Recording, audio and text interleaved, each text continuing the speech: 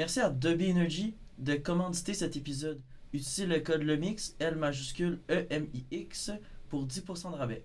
Ici, c'est le mix avec Simon Frère. Est-ce que le Canadien est dans le mix? Être dans le mix. Moi, je pense que le Canadien va être dans le mix. Est-ce que le Canadien est dans le mix? Moi, je pense qu'effectivement, le Canadien peut être dans le mix. On veut être dans le mix. Dans le mix en 2025? Les Canadiens vont être dans le mix Moi, j'y l'année crois. prochaine. Je suis pas sûr, mais je serais pas surpris qu'on soit dans le mix. T'sais. Ici, c'est le mix avec Simon Frère et Lucas Jobin. Bonjour tout le monde, bienvenue à un nouvel épisode du Mix, un épisode très spécial aujourd'hui parce que comme vous pouvez le remarquer, on n'a pas nos micros, c'est pas la même caméra si vous regardez sur YouTube. C'est un épisode spécial puisque notre monteur, coordinateur soins vidéo, Félix Labonville, est malheureusement malade, puis on voulait être sûr de vous donner du contenu quand même cette semaine. Fait qu'on a décidé de vous faire un petit épisode plus rapide que les autres, sans montage, donc ça va être vraiment au naturel. Ça va être un épisode Le Mix Express, un peu à la manière de Sport 30, Sport Flash. Donc, juste vous tenir à l'affût des nouvelles du sport dans les derniers jours. Parce que là, on a l'avantage de pouvoir faire de l'actualité, donc parler des récents résultats, au lieu de filmer une semaine en avance. Donc, on va voir ça va être comment, puis on aime ça avoir du retour en commentaire, voir si vous en voulez plus. Ouais, donc on pourrait commencer avec la partie des Canadiens qui a eu lieu hier. Avant-hier, donc c'était le 4 novembre. Donc, c'est ça. Toi, qu'est-ce que t'en as pensé? Ça a été une des rares parties, je te disais, depuis le début de la saison que j'ai vraiment moins aimé.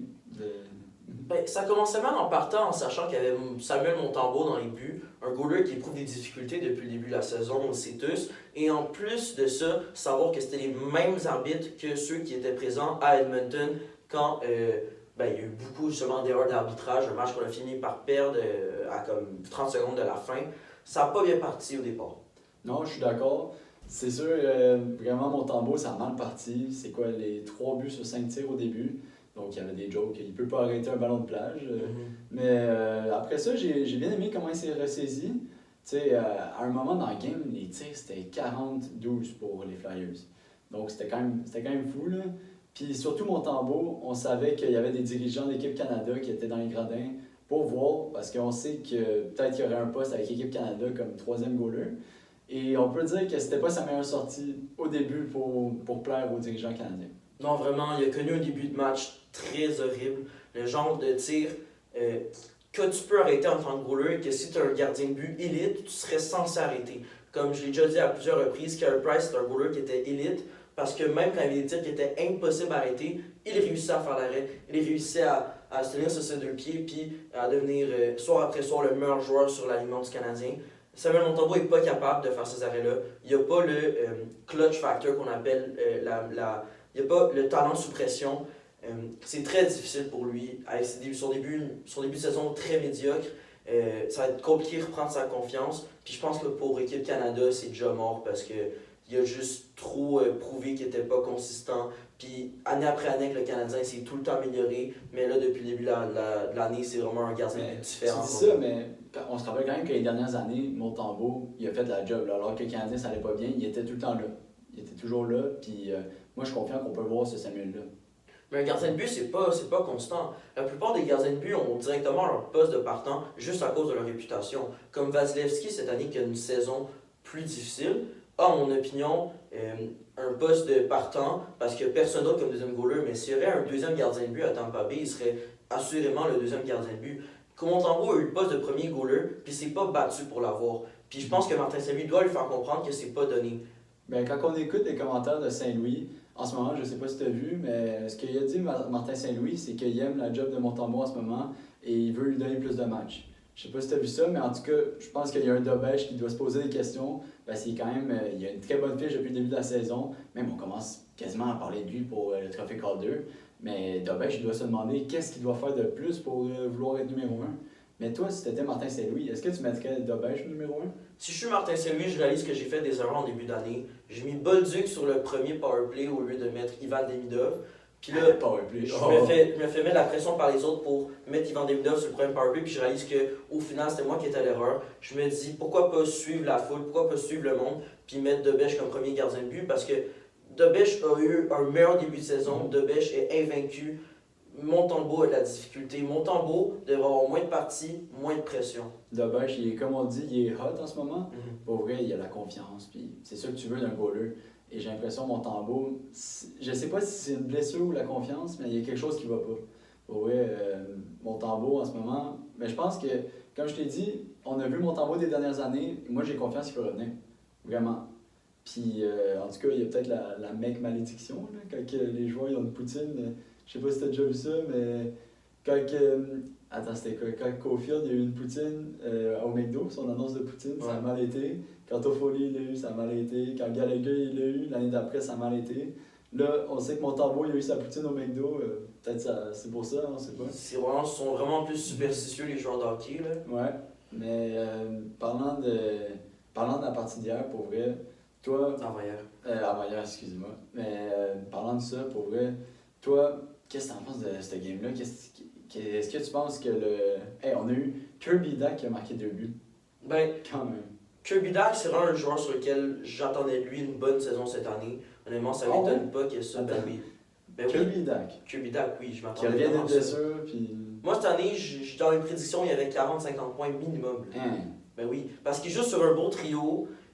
C'est un gars qui a eu du succès partout où il passait. Je veux dire, rendu dans la LNH, c'était inévitable qu'il allait commencer à avoir du succès. Puis, succès où il a passé, c'est quand même un gros mot. si on regarde les statistiques avancées, c'est le joueur du Canadien hier avec Zachary Bolduc, excuse pas Samuel, avec Zachary Bolduc, qui ont le plus dominé à 5 contre 5 contre leurs joueurs adverses. Moi, ce que j'ai toujours compris de Kirby Dach, c'est que ça a été toujours un joueur où on a fait des projections avec lui. Même quand il était dans le junior. T'sais, oui, il est sorti numéro 3, mais ce gars-là, ça n'a pas été le gars qui a eu plus de points, ça n'a pas été le gars point per game, tout ça, dans le junior, alors qu'il était censé dominer. C'est juste qu'il y a un gros gabarit, puis dans le fond, ça a toujours été des projections. On s'est toujours dit, OK, Kirby Dach, quand il va devenir comme ça va être un atout pour notre équipe. Kirby Dach, quand il va devenir ce type de joueur-là, quand il va devenir un joueur avec un gros gabarit, un bon centre, tout ça, il va être bon. Mais il tarde à se développer. Puis même dans le junior, là, moi, je trouve que il n'y a rien qui a expliqué sa sélection au 3e rang. Là. Ben non, dans le junior, il était excellent. Là. Je veux dire, il y a des bonnes statistiques. Genre, dans le junior, c'était pas mal le meilleur joueur sur la patinoire quand il jouait. Il était même pas point per game dans le junior. Puis, ben, il était censé dominer là, pour un gars qui est sorti numéro 3 au total. Ben oui, mais il se prouvait dans d'autres statistiques. Je veux dire, les statistiques au junior, ça veut pas mal rien dire. Mathieu Schaeffer a joué 24 games au junior. Là. Puis, il commence dans la LNH, puis il a du succès. Ouais, c'est sûr. Fait que c'est ton style de jeu qui doit être pris en compte, c'est ton bagage, tes aptitudes. Je veux dire, oui, c'est sûr que le junior, c'est très important dans tes statistiques, mais Kirby Dach, genre, c'est un excellent joueur, là. Puis je veux dire, peut-être qu'il est plus tard à se développer, mais il y en a eu plein des joueurs qui sont développés plus tard, là. Je veux dire, comme un joueur comme Trey Terry avec les Ducks, ça a pris plus de temps à se développer. Puis au final, c'est pas mal un des meilleurs joueurs sur son équipe actuellement. Ouais, avec les blessures, par contre, Dach, ça va être difficile. Puis comme je te dis, c'est toujours un gars qu'on a fait des projections, mais pour vrai, moi, je pense que c'est sa dernière chance pas mal avec le Canadien. Et peut-être même, je dirais pas pour la Ligue nationale, parce que les gars, je suis repêché top 10, ils ont souvent plusieurs chances avec d'autres équipes. Mais je pense que c'est sa dernière chance avec le Canadien cette année. Ben, je pense aussi, mais je pense vraiment qu'il va la prendre. Genre, il est bien parti pour, puis honnêtement, ok, il a été repêché 3e overall. Ben, est-ce qu'on le trade pour un choix 3e overall? Non. Non. Si c'était à refaire, est-ce que tu garderais Frank Nazar et. Frank Nazar en fait? Ben, honnêtement, sachant, avec l'expérience que j'ai, je sais que les DJ dans la LNH, ils ont toutes pas la même liste de prospects, puis ce serait probablement pas Nazar qu'on aurait drop. Parce que pour vous rappeler, on a échangé Alexander Romanov pour avoir le choix numéro 13 aux Blackhawks de Chicago. Pour ensuite aller chercher. Attends, non, c'est pas ça. On a envoyé Alexander Romanov aux Islanders de New York pour le choix numéro 13. Et le choix numéro 13, on l'a échangé pour Kirby Dach aux Blackhawks de Chicago. On a aussi donné aux Blackhawks un choix de 2. Ouais. Et ce choix-là qui a été le choix numéro 1, qui est devenu entre autres Frank Nazar. Donc, Dach, moi je pense que c'est sa dernière chance avec le Canadien. Je sais pas, mais moi je pense qu'il faut la prendre. Ok. Mais bon, on va changer de sujet. T'as-tu écouté la partie des Blue Jays? Ben, la série, en fait, la série des Blue Jays, la série mondiale, ça a fait mal au cœur. C'était vraiment très décevant. Mais on peut être fier et content du parcours des Jays dans la série mondiale. Ça a tellement fait mal. Là. J'ai écouté comme 180 quelques parties de baseball cette année. Pour ça, Ouais. Je veux dire, c'est fou de se rendre en World Series, puis encore plus fou de se rendre en Match partie numéro numéro 7. 7 en prolongation contre une équipe comme les Dodgers. Puis de revenir de l'arrière contre les Mariners, c'était la 3e fois de l'histoire de la MLB qu'une équipe revenait de l'arrière 2-0 dans une série dans les ALCS, Ouais. donc genre les demi-finales. Mais honnêtement, on a tout donné. Là. Ah, il y a tellement eu de malchance dans cette série-là, et dans la partie numéro 7 en plus, à la fin, là, Alejandro Kirk qui son bâton il brise. Je veux dire, Guerrero qui était tellement proche de. Il était à ça là, de chercher la série mondiale. Là. Pour Puis, vrai. je veux dire, il y a aussi beaucoup de calls manqués par les arbitres, mais on va pas en parler parce Non. que sans arbitre, il n'y a pas de game. Non, mais c'est sûr, mais je veux dire, comme il y a 14 balles qui ont mal été comptées prises ou balles, justement. 14 lancers qui ont mal été comptabilisés comme balles ou prises. Puis honnêtement, genre, c'est beaucoup. Comme l'arbitre qui était là, c'était comme le 65e, je pense, sur 92 umpire. Donc, l'umpire, c'est le monde qui dit si chaque lancer est pris ou. C'est une prise ou une balle. Donc, ils n'ont même pas pris les meilleurs arbitres pour arbitrer la World Series. Puis ça me crève le cœur. Mais, tu sais, c'est de voir ce que Schneider a réussi à créer avec son équipe. Tu sais, aller avec les statistiques avancées, c'est beaucoup fier aux statistiques avancées pour construire son équipe, beaucoup plus au cœur des joueurs. Ça l'a donné pour vrai. Il est allé prendre des bons joueurs comme Luke, qui étaient comme des superstars à d'autres endroits, mais juste dans les villes, tu sais, à grandeur de la ligue, c'était pas des superstars, puis ils les ont rendus comme des joueurs comme, justement, superstars à grandeur de ligue. Non, vraiment. Ça a tellement été un beau parcours. Puis je pense que ce qui a fait le plus mal, c'est que tout ce qu'ils ont donné, les Jays, ce qu'ils nous ont fait vivre, tu sais, contre les Mariners, tu disais, contre les Dodgers, tout ça, tu sais, ça a été des séries vraiment enlevantes. Puis que même des fois, on y croyait pas, là, vraiment. Puis ils nous ont montré qu'il y avait du caractère, puis ils sont revenus, puis ils se sont rendus en série mondiale, ils se sont rendus en match numéro 7. On y a tellement cru, puis ça a été. Tu sais, c'est une équipe, pour vrai, qui a été vraiment le fun à suivre. Là. Puis je pense ce qui fait mal au cœur encore plus, c'est qu'à la manche numéro 8, on avait 91% de chance de gagner la partie. Dans les statistiques et tout, là, c'était 3-0, après ça, ça a été 4-3. Ça a été vraiment une fin de match vraiment décevante, mais je veux dire, c'est Toronto, ça. Il n'y a pas juste les Leafs qui choquent en numéro 7. Je veux dire, c'était plus pour le Canada qu'on suivait ça que Toronto. C'est sûr que ça rend drôle parce que l'histoire s'écrit elle-même. Mais je veux dire, le baseball, c'est un sport de statistiques, puis on savait, là, c'était la 5e fois qu'une équipe à l'étranger gagnait le match numéro 7 en World Series. Il y a beaucoup de statistiques à prendre en compte. Puis ce qui fait mal aux Blue Jays, oui, ils ont fait beaucoup d'argent avec la World Series, puis il n'y a pas de cap dans la MLB. C'est une longue histoire, mais les Dodgers ont beaucoup trop d'argent, ce qui va probablement créer une année de blackout l'année prochaine ou l'année d'après, parce que les joueurs ils vont tous là, puis ils devraient mettre un cap salarial en place. Mais bref, c'est de savoir qu'il y a des joueurs, comme là on vient de savoir que Bieber allait revenir dans le bullpen pour les Blue Jays, mais savoir qu'il y a des joueurs comme Scherzer, qui est un gars d'expérience dans les lancers, Bassett, qui est probablement le ou le deuxième meilleur lanceur dans l'équipe, un gars comme Hoffman qui pourrait peut-être partir, Bichette qui va peut-être partir. Hoffman qui a peut-être coûté la série mondiale. Hein? Mais Hoffman reste probablement le ou le deuxième. Non, mais oui, meilleur ça lanceur reste un très bon lanceur, mais ça, il y a quand même. Est-ce que toi tu penses que c'est lui qui a coûté la série mondiale ou... Non. Non. Non. Ce qui a coûté la série mondiale, selon moi, c'est juste.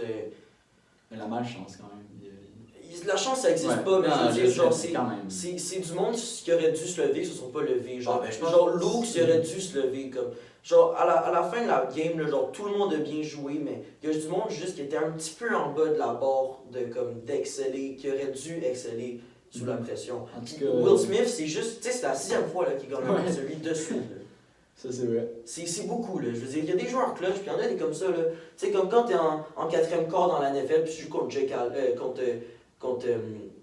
Allen, Josh Allen, tu peux, même si tu gagnes par 20 points, le gars il est tellement clutch, il joue tellement bien sous la pression, tu peux jamais prendre ça pour acquis. Puis c'est ça que les Blue Jays ont fait. Il y avait une manche à la fin où c'était 4-4, les buts pour les Blue Jays étaient pleins, puis c'est là que les gars ils auraient dû se lever et marquer un circuit ou quoi que ce soit. Parce que là ça aurait été différent. Puis peut-être un truc qui a coûté la série mondiale aux Jays, mais ça c'est pas eux, mais c'est Yamamoto. Wow. Tellement un bon lanceur. Puis on sait, les Japonais, ils s'entraînent à tirer des centaines de balles par partie. Il avait lancé combien de balles la journée d'avant? Je m'en souviens plus, mais je pense que pas dire le chiffre. 90, quelque chose comme ça. C'est fou, là. Au vrai, il a fait un travail colossal. Là. Il a vraiment bien joué. Puis, Non, pour vrai, les Dodgers, ils ont bien joué, puis ils méritent leur série mondiale. C'est triste pour nous, puis les Jays, parce qu'on l'a voulu aussi. Là. Puis genre, c'est vraiment... Ben c'est ça, ça crève le cœur. Puis t'as beaucoup de sujets à parler de ça. Beau Bichette, va-t-il revenir? Va-t-il pas revenir? Moi, je pense qu'il va revenir grâce à l'argent qu'on a généré avec la World Series, juste grâce à ça. Parce qu'on sait, là, il aime les Jays, mais il aime les États-Unis. Donc c'est bizarre dans son cas. Mais tu sais, savoir qu'il y a des gars qui sont là avec l'équipe comme Clement, Kirk, Guerrero, ça fait du bien. Puis Trey Savage qui aura probablement une bonne saison l'année prochaine. C'est quand même une bonne histoire, ça, il est Savage. Ouais, il a joué tous les parcours. Il a commencé dans le A, puis il a joué jusque dans la MLB, honnêtement. C'est un parcours de feu. Il a joué sa première game en MLB au début du mois d'août. Puis après ça, il était lanceur partant dans la série mondiale. Non, il a vraiment bien joué. Quand même fou pour vrai, une grosse ascension fulgurante, je dirais. Ouais. Puis comme tu sais, non plus s'il y a une partie, tu sais, toi t'as pas vu la saison régulière des Blue Jays, mais voir l'évolution de l'équipe. Au début de l'année, c'était une équipe qui était comme... le monde y en parlait, il était comme les Blue Jays cette année, ça ressemblait à quoi? Puis il a commencé à se créer comme une hype, donc de la hâte, que tout le monde pensait, ok, peut-être que c'est des contendants cette année, peut-être c'est des contendants, puis tu sais, à la fin de la saison, blessure de Bichette, t'as des gars qui dans le bullpen de blessés, on a eu tellement de mal à la fin de la saison. Puis tu sais, tu regardes au final, puis t'as comme Alejandro Kirk, qui est tellement un bon catcher défensif, qui vole des strikes à l'autre équipe. Un gars comme Ty France, qui est capable de shut down une attaque au complet, qui est tellement bon défensivement. Varsho, qui est bon dans les balles profondes. Kirk encore, qui est tellement bon pour les balles rapides, il me surprend à chaque fois. Incroyable. TKF, Kenner Alfonso, il est tellement un bon coureur.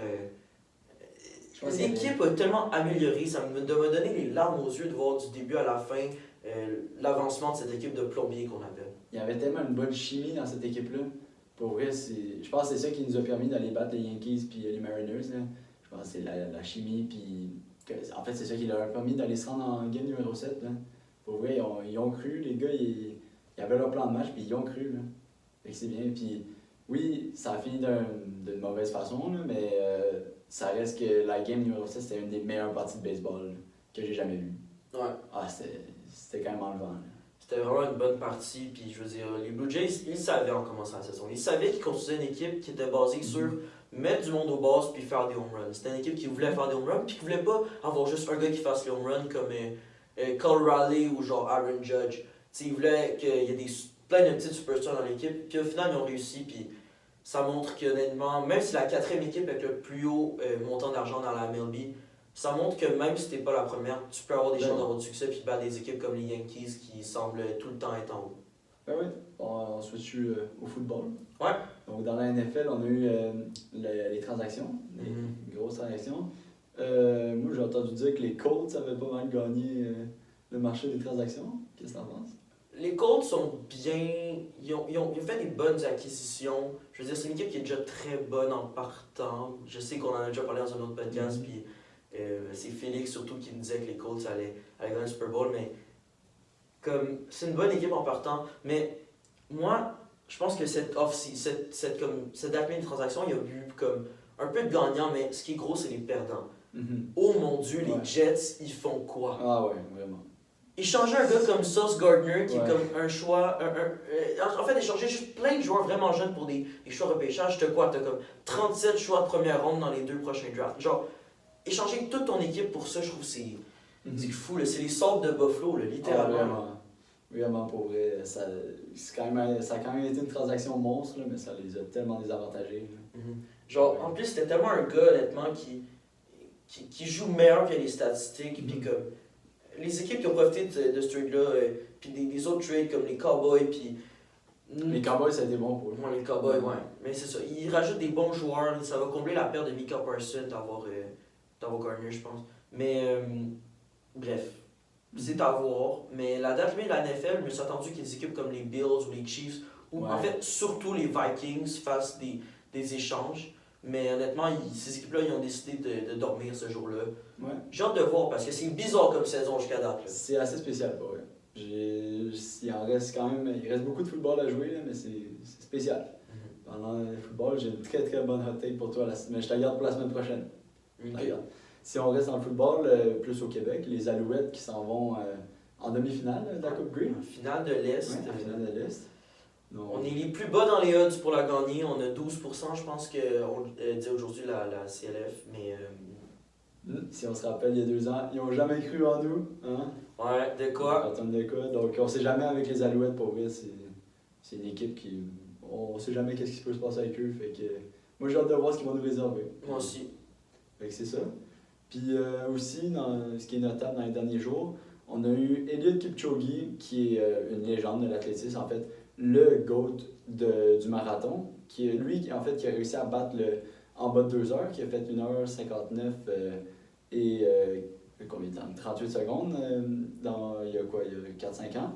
Donc, Eliud Kipchoge, qui tire sa révérence du marathon, il a fait son dernier marathon à vie à New York. Et il a fini avec un temps un peu décevant pour lui, mais ça reste qu'il s'en vient dans la quarantaine. Donc, il commence à vieillir. Il a fait 2h14 et il a fini 17e place. C'est assez décevant pour lui, mais si on regarde sa carrière, pour vrai, ce gars-là, il a tellement fait pour le marathon et pour l'athlétisme en général. Un gars qui est parti du demi-fond, du 1500 mètres et du 5000 mètres, qui s'est rendu au marathon et qu'il a tout fait. Il a même battu le sub 2, comme on dit. Donc, il n'est pas encore à la retraite parce qu'on sait qu'il va faire encore quelques demi, mais la retraite approche pour Eliud Kipchoge et c'est le GOAT qui tire sa révérence des marathons. Donc, c'est ça que j'avais à dire pour le volet course. Sinon, dans le basketball, il y a beaucoup de choses qui se passent. Vraiment, avant-hier, les Raptors qui gagnent 128-100 contre les Deers, donc les Bucks de Milwaukee, leadés par Antetokounmpo. C'est fou.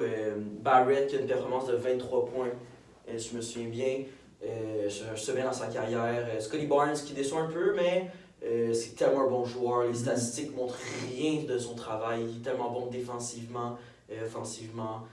Tu le vois pourquoi c'est la recrue de l'année il y a quelques années de cela. Mais c'est vraiment fou de voir ça parce que les Bucks, c'est vraiment une équipe qui est bâtie pour les honneurs. Le chemin est tracé devant eux. Cette année, c'est la coupe ou rien. Ouais. Donc, c'est à voir comment ça se développe pour eux. Surtout que les Raptors, cette année, ne sont pas une équipe qui est dans le mix pour gagner les grands honneurs. C'est une équipe qui est beaucoup plus dans les bas-fonds. Probablement un record, donc victoire-défaite qui va être plus du côté de la défaite cette saison, malheureusement. Mais il y a quand même des bons joueurs comme Grady Dick, Scotty Barnes qui continuent de devenir des meilleurs joueurs jour après jour. Mais c'est quand même très notable de voir cette victoire-là de 28 points sur les Milwaukee parce que les Raptors, c'est aucunement une équipe qui va même se rapprocher des séries cette année. Donc, il y a ça de très notable. Sinon, de l'autre côté, Ja Morant. Je suis un gros fan des Grizzlies et des Raptors. Ja Morant a été suspendu par la NBA après des commentaires qu'il a dit. C'est pas la première fois. Hein? C'est pas la première fois. Il avait joué avec des armes à feu auparavant. Mais tu sais, on le sait, le monde, quand ils vont dans les bars après des parties de NBA, par exemple à Indiana, ils voient Ja Morant dans des tables avec plein de filles, puis en train de lancer du cash sur du monde, puis vraiment à faire le party, même si, admettons, le lendemain, il y a une partie back-to-back ou quoi que ce soit. C'est vraiment un gars qui est là pour la fête. Il est pas sérieux, jeune, il a 26 ans, ouais. Il n'a pas l'expérience, il n'est pas sérieux sur ce qu'il fait. Il est peut-être en train de scraper sa carrière. Là. Il est peut-être en train de scraper sa carrière, mais là, le plus notable, c'est que son coach le fait jouer du côté de la ligne de 3 points, même si on sait très bien, Ja Morant, c'est un gars qui dunk, c'est un gars qui va faire des 2 points, qui va faire des jeux de fou, de highlight que tu vois juste, admettons, au All-Star Game de la NBA quand il y a le concours du meilleur dunk. C'est savoir ce qui va se passer avec lui. C'est sûr que ce mode de jeu-là lui a été favorisé par son entraîneur pour éviter les blessures. Puis après ça, ça relève de se demander est-ce que les Grizzlies vont essayer d'échanger Ja Morant? Moi, je pense que oui. Mais c'est quand même un problème dans le vestiaire, peut-être. C'est un problème dans le vestiaire, puis genre, je veux dire, échanger un gars comme Desmond Bane, qui était ton futur, qui était un gars vraiment très prometteur dans ton équipe, puis de faire jouer, mettons, des plus jeunes joueurs, c'est de se demander qu'est-ce qu'ils font avec leur équipe. Encore là, c'est comme les Jets, c'est comme Buffalo, on se demande qu'est-ce que les Grizzlies ils font. Qu'est-ce qu'ils vont demander même en échange? Des joueurs, des choix, on ne sait pas. Ils changeaient peut-être Prosper, le Québécois, je sais pas. Ouais. Mais Ja Morant, si je pourrais dire deux endroits où il pourrait peut-être se retrouver, ça serait pour de vrai du côté du Minnesota avec les Timberwolves. Il pourrait jouer avec Anthony Edwards, ce serait un duo de feu. Anthony Edwards, 25 ans, Ja Morant, 26 ans. Les deux sont dans la fleur de l'âge. Vraiment, ils pourraient faire des points. Les deux, c'est des gars qui dunk. C'est des gars qui ont le même style de jeu, qui ont des fortes personnalités. Ça pourrait vraiment clasher et donner du show au monde qui Ouais. regarde. Puis, ben, je vais finir, je vais parler un peu de. Tu parlais de problèmes dans le vestiaire, je retourne un peu au hockey, mais on sait que Matvei Michkov, tu sais, qui a été beaucoup associé à être un problème dans le vestiaire. Hier, avant-hier, désolé, je ne l'ai pas vu vraiment dans la partie contre le Canadien. Non, mais il y a un lent début de Ouais, saison. mauvais début de saison. Puis il y a un autre qu'on dit que c'était un peu un problème dans le vestiaire, Patrick Laine. Le Canadien se porte mieux sans lui, pour l'instant. Ben, c'est un bon joueur. Moi, j'aime Patrick Non, Laine. mais les statistiques avancées, ils ne mentent pas. Le powerplay, il va vraiment bien en ce moment. 62% d'avantage numérique en ce moment, c'est fou. Là. On le savait depuis le début. Tu rajoutes un demi-dove au powerplay du Canadien, puis un Dobson, puis c'est fou comment ça va bien. Là. Ouais, mais Patrick Laine n'a pas rapport avec ça. Là. Il Non, est je sa sais. deuxième vague. Je sais, c'est sûr. Mais moi, je me demande, tu sais, si Patrick Laine, il avait tant. C'était tant. Comment t'appelles ça? Tu comprends un peu ce que je veux dire? Ben, je pense que Patrick Laine a sa place sur les Canadiens, puis que c'est Ouais. un excellent joueur, puis que j'ai pas de doute à penser qu'il va atteindre le plateau des 20 buts cette saison s'il reste en santé, même des 30, 40, ça m'étonnerait pas. Patrick Laine, j'ai beaucoup d'espoir en lui. Il a déjà eu du succès, il dit qu'il a travaillé. S'il est prêt à travailler, c'est des chiffres qu'il va atteindre, puis qu'on sait qu'il va les atteindre. C'est un gars qui a excellé partout où il est passé. C'est un excellent marqueur de but, c'est un equalizer man là, Ouais. avec les Islanders. C'est un gars qui défend pas, mais s'il met de son cœur, honnêtement, j'ai pas de doute pour lui. Là. Honnêtement, ce que je me demande, c'est que, tu sais, là, il y a sa blessure. Mais je me demande s'il a joué son dernier match avec le Canadien. Hein. On sait pas combien de temps ça va prendre avant qu'il revienne. Mais moi, j'ai hâte de voir. Moi, je penserais pas. Je pense qu'il va jouer d'ici la fin de la saison. Mais pour venir à NBA, j'avais dit deux endroits. Ben ouais, j'avais dit deux endroits. L'autre endroit, ce serait les Pacers de l'Indiana. Je pourrais bien le voir jouer avec Haliburton. Puis, tu sais, c'est une équipe qui marque beaucoup de 3 points avec Siakam et tout. Je pense que ce serait un bon joueur qui pourrait apporter de la profondeur. Ben, pas de la profondeur, mais genre, qui pourrait apporter une autre dimension au jeu des Pacers pour ensuite rebattre OKC. Parce qu'OKC est tellement fort cette année. L'Oklahoma va probablement gagner de la Coupe une deuxième année de suite. Mais bon, Je pense. ça conclut on a fait l'épisode le tour. de. Dites-nous si vous avez aimé un épisode plus express comme ça. Si vous voulez qu'on en refasse plus souvent pour parler d'actualité, parce que dans le fond, c'est difficile pour nous dans les autres épisodes de parler d'actualité parce que les épisodes sont tournés une semaine à l'avance. Donc, dites-nous si vous voulez que des fois on fasse plus d'actualité, des épisodes comme ça. Donc, on veut vous entendre. Ouais. Ben parfait, merci beaucoup. Commentaire, like, donnez vos retours. Prochain épisode, on va avoir un épisode de feu qui est déjà préparé. Il est vraiment très bon. Et, Écoutez ça quand il va être sorti. Ouais. Donc, merci beaucoup à tous. Ouais, puis on veut savoir aussi en commentaire, est-ce que vous mettrez Montembeault ou Dobèche comme goaler numéro 1 pour le reste de la saison? On veut vous entendre. Donc, Ici, c'est le mix.